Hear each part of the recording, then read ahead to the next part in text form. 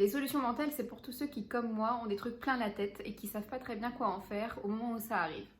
Alors dans cette vidéo, du coup, je vais te proposer 5 solutions qui vont t'aider à être maître de tes pensées.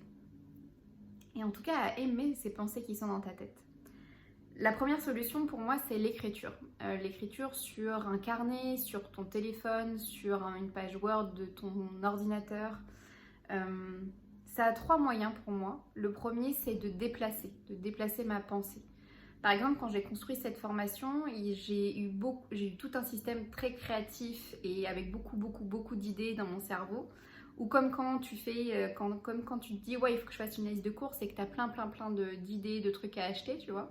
Et en fait, le fait d'écrire ça quelque part, le fait de le noter quelque part, ça te libère, tu vois, ça te donne de la place pour de nouvelles choses, de nouvelles idées, d'une nouvelle énergie. Enfin voilà, ça te donne de la place à autre chose et t'es pas que fixé là-dessus. L'écriture, ça aussi comme deuxième moyen de décharger, de transformer. Parfois, quand je suis bloquée sur quelque chose que je suis en train de gamberger dans ma tête le soir, rien que le fait de noter et de voir un peu ce qui peut arriver après par la suite en notant, ça fait que je suis plus coincée sur une pensée en particulier, une phrase en particulier. C'est comme si en fait le fait d'écrire, le fait de le mettre à l'extérieur, ça permettait d'amener d'autres choses.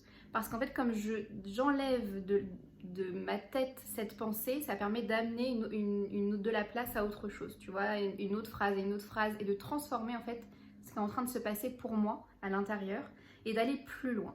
Je te mettrai un exemple dans les ressources pour que tu puisses comprendre comment la pensée, enfin l'écriture de ta pensée peut être vraiment transformante. La pensée pour moi aussi, ça permet de faire le point, prendre du recul.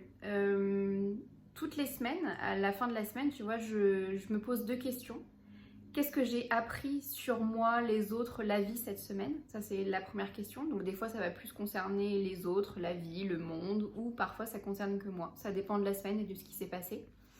Et la deuxième question que je me pose, c'est qu'est-ce qui a été drôle, amusant, plaisant ou anecdotique de cette semaine? Comme ça me fait comme un peu un souvenir de gratitude de ce qui a pu se passer dans la semaine. Et ça me fait vachement de bien au cœur à ce moment-là d'écrire un truc de ma semaine sur moi. La deuxième solution que je peux te proposer, c'est quand on a des émotions, quand on sent une émotion, on sait ce qu'on veut, on sait ce qu'on veut pas, on sait ce qu'on veut plus. Par exemple, je veux plus avoir un job qui me saoule ou qui m'ennuie, mais on sait plus très bien ce qu'on veut. Et l'idée, en fait, c'est de pouvoir, par la verbalisation ou par la visualisation, de transformer un peu ce « je ne veux plus ça » et en fait, par qu'est-ce que je veux le remplacer. Qu'est-ce que je veux profondément, en fait, parce que je sais très bien ce que je veux plus, ce que je veux pas, mais je sais pas très bien ce que je veux. Et là, les techniques de verbalisation comme « je demande maintenant » ou « je veux maintenant », le noter, l'écrire, ça aide aussi beaucoup, faire des listes de ce que je veux maintenant pour moi. Ou aussi visualiser. Tu sais, sur Pinterest, tu peux faire des murs ou alors juste, tu sais, le truc que tu faisais quand t'es des gamins, découper dans les magazines les trucs que tu veux et les coller sur une feuille blanche. Ça marche très bien. En fait, à force de le faire et de mettre ton énergie là-dessus, ça va comme déplacer un peu ce mental qui était focus sur ça me saoule d'avoir ces pensées-là, ça me saoule d'être dans ce qui se passe pour moi en ce moment, je comprends pas ce qui m'arrive, c'est désagréable pour moi, c'est inconfortable pour moi, je sais très bien ce que je veux plus, en fait c'est ça que je veux. Et du coup tu te concentres là-dessus, tu mets ton énergie là-dessus. Et quelque chose qui est un peu lié aussi avec cet exemple de visualisation et de verbalisation, c'est que, en fait, quand on est trop dans sa tête, quand on est trop dans son mental, c'est parce qu'on n'est pas assez dans son cœur, tu vois. Et c'est comme un déséquilibre. C'est comme si la tête pesait très lourd, tu vois. Quand tu te vois, en fait, te tenir comme ça sur un bureau, c'est que vraiment ta tête en peut plus et que tu as juste besoin d'aller un peu réchauffer ce cœur et de le réveiller, de le réanimer avec des trucs qui lui font du bien.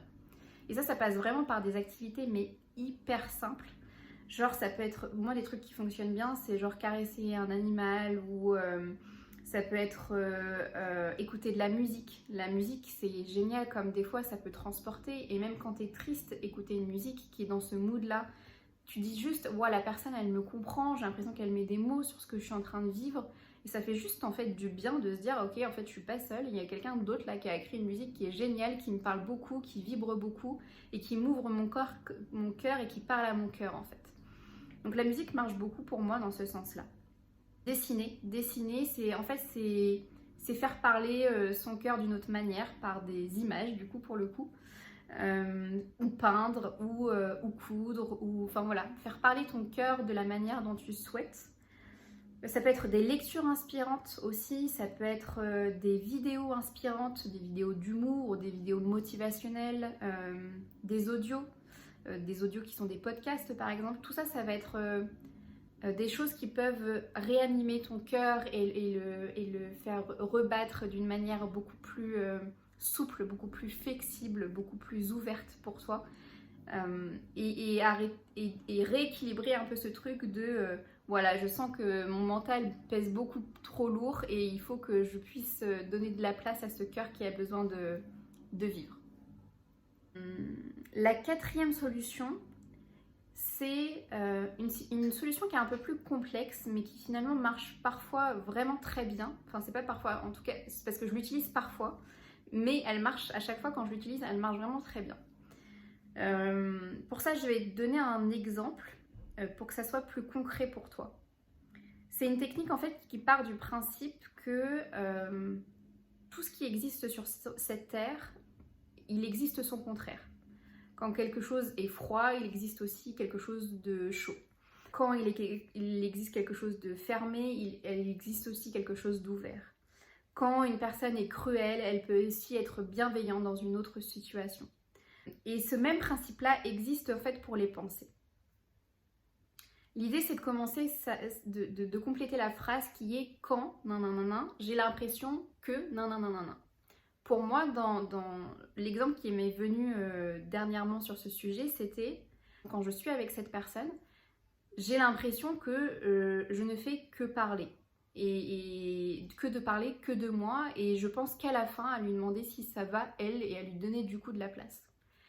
Et du coup, si je reste qu'avec ça, je suis un peu genre, je ressens un peu de culpabilité, je suis pas hyper confortable à l'idée de me dire qu'elle a fait encore que m'écouter et que ça se trouve elle est peut-être pas contente de ça. Des fois aussi je me dis ah bah j'aurais mieux fait de lui demander avant, enfin voilà, ça tourne plus autour de la culpabilité en tout cas pour moi sur ce sujet.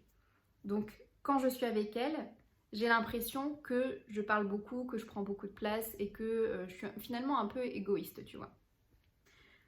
Et l'idée, c'est de pouvoir changer cette phrase en inversant la phrase et en commençant par « c'est justement parce que ». C'est justement parce que.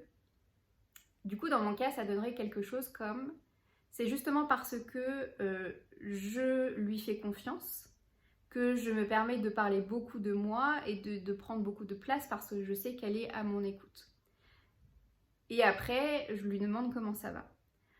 Et c'est comme si un peu la culpabilité que j'avais par rapport à la phase précédente est un peu moins lourde, un peu moins pesante, un peu moins présente.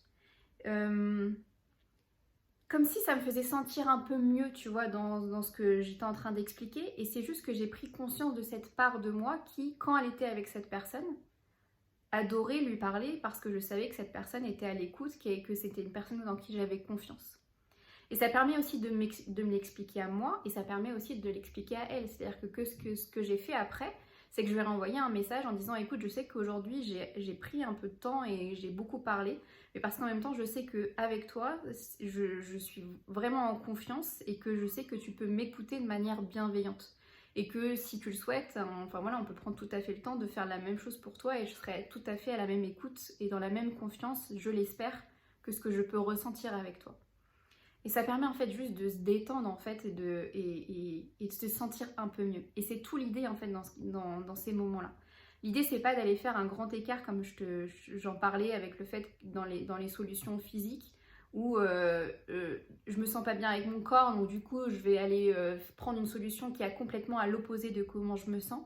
Mais juste de se dire ok, étape par étape, comment je fais attention à ce que je suis en train de penser et comment je fais attention à ce que je suis en train de me dire et comment je prends conscience de comment je peux me sentir un peu mieux avec ça et vivre avec ça. Et puis enfin la cinquième solution, qui parfois est la meilleure, c'est de mettre en fait son énergie dans un autre projet. Parce qu'en fait les choses parfois sur ce truc qui bloque, qui freine, qui t'empêche d'avancer, qui reste dans ta tête en permanence, bah, elle a juste besoin d'être vécue un peu en arrière-fond. Et parfois, mettre son énergie dans autre chose, avec quelqu'un d'autre, ou dans un autre projet, bah, ça lui laisse juste le temps de vivre son truc et puis ça se passe tout seul. Je comprends pas très bien pourquoi, mais ça s'est passé.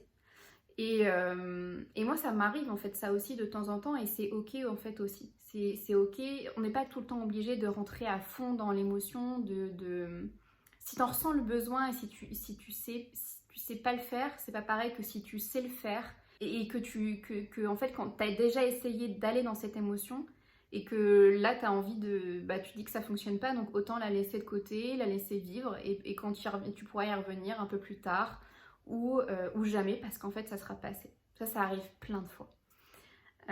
Voilà, peut-être qu'encore une fois une idée te plaira mieux qu'une autre et je t'invite encore une fois à la mettre en pratique pour te sentir encore mieux avec toi-même.